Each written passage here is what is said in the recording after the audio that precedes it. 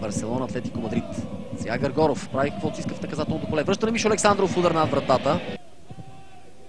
Центриране към далечната града, където емоции. Цветковски увисва, топката каца вътре.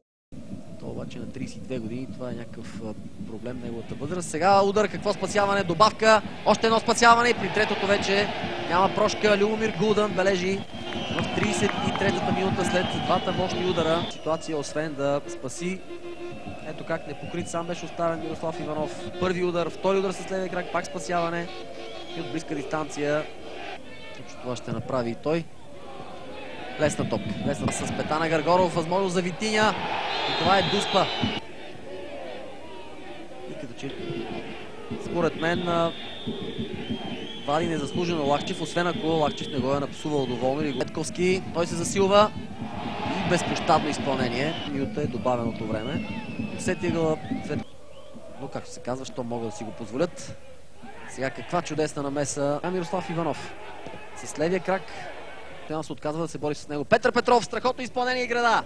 Гони Петър Петров да му противодейства, ако трябва да извърши нарушение. Калов. 3-0. Страхотен гол на Михаил Александров в 85-та минута. Сега си трябва още един гол, за да се... Монтана с 3-0 в последния официален матч на двата отбора за 2012 година.